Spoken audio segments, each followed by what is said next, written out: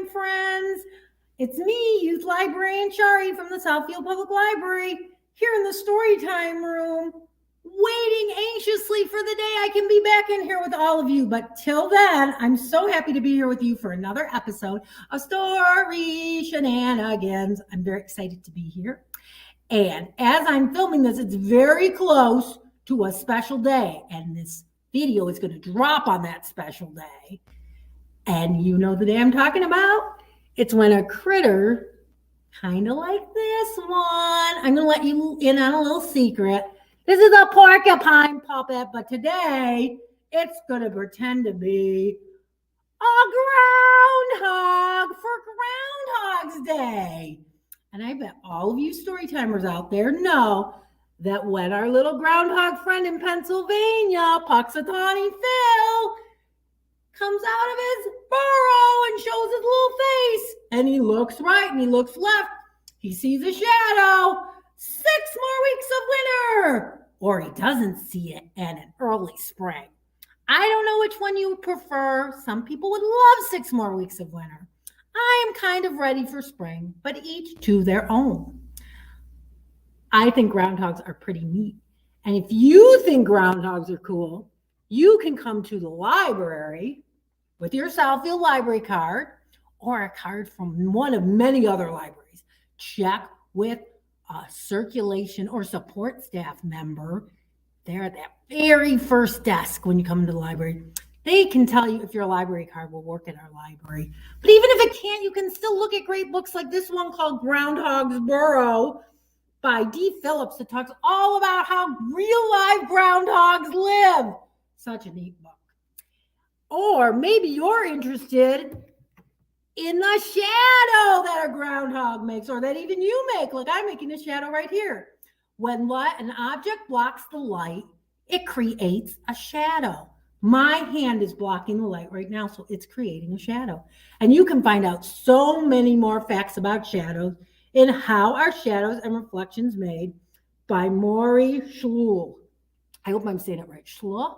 Hope I'm saying it right, Mary, I hope, or Mari. I might be even not saying the first name right, so forgive me. But super neat book, all about shadows.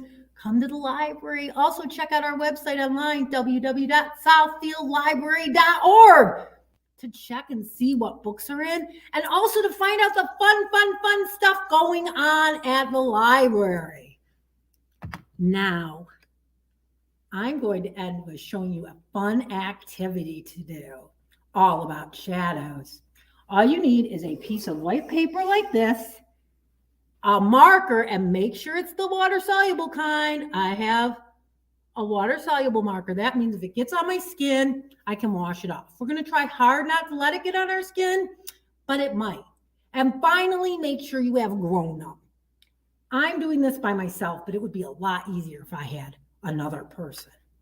So make sure you bring your grown-up. And speaking of the fact that I don't have another person, I know you all know this because you've probably watched, I hope you've watched other Story Shenanigan videos. I'm in the Storytime room with a big door, and the door is locked, and I'm all alone, so my mask is over here. But the minute I leave, I'll have my mask right back on. So I just wanted to assure you, we're all very safe here, and that you do have to wear a mask when you come into the library. Now let's get on with our activity. So you've got your paper, you've got your hard surface, I forgot to mention that, like a table, and a marker. I'm going to use my hand and see how it's casting a shadow. So I'm going to trace my shadow, yes, I'm tracing my hand, but I'm tracing my shadow, the shadow my hand makes.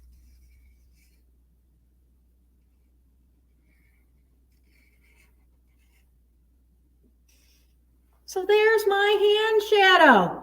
You can then make your hand into whatever you like. I'm going to make mine into a little creature. I'm going to give it a little party hat. I don't know, it looks sort of like a lizard or dinosaur. I don't know, it could be a totally imaginary creature.